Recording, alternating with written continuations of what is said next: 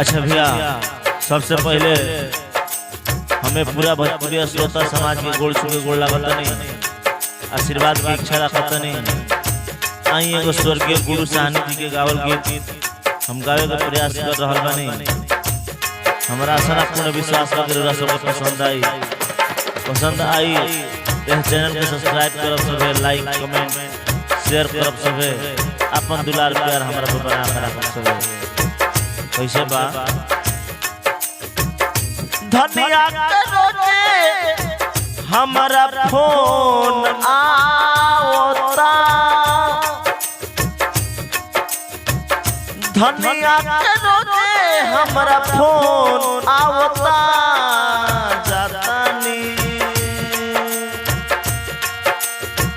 जतनी हम यार प्यार हमरो बोलावता, जतनी हम यार प्यार हमरो बोलावता। धनिया के रोजे हमारा फोन आवता, धनिया के रोजे हमारा फोन आवता, जतनी हम यार प्यार हमरो बोलावता, जतनी हम यार प्यार हमरो बोलावता।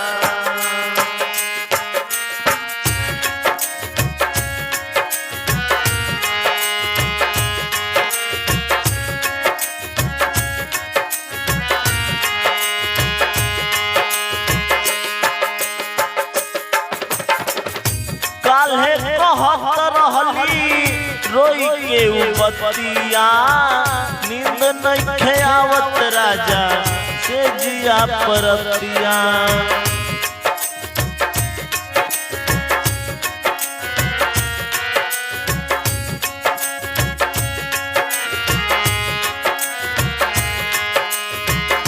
काल्हे कहत रहली रोई के बतिया, नींद नइखे आवत राजा से जिया परतिया, नींद नइखे आवत राजा से जिया परतिया।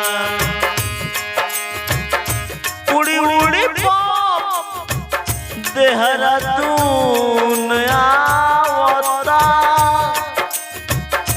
उड़ी उड़ी देहरादून आवता,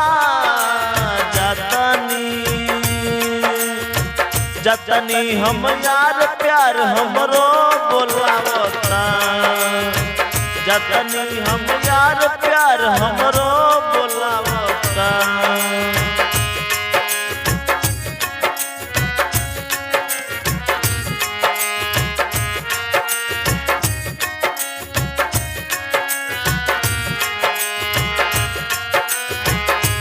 और क्या कहूँ धीर धरा कुछ दिन औरी, का कहीं कैलन बाड़ी बड़ा रे चिरौरी।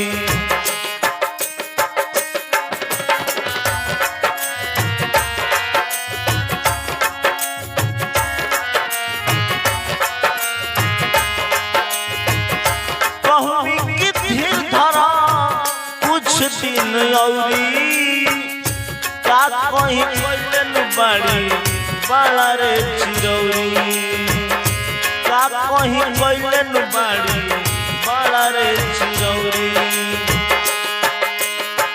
कोई कोई बेरी उनकर टेलीफोन आवता, कोई कोई बेरी उनकर टेलीफोन आवता,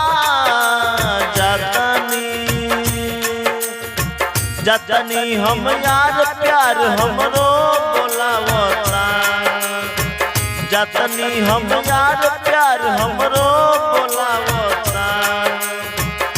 धनिया के रोजे हमारा फोन आवता, धनिया के रोजे हमारा फोन आवता,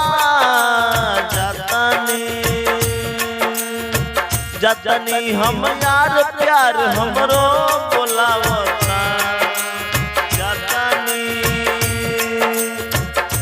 जातानी हम यार प्यार हमरो बोलावता, जातानी हम यार प्यार हमरो बोलावता, जातानी हम यार प्यार हमरो बोलावता, जातानी हम यार प्यार हमरो बोलावता।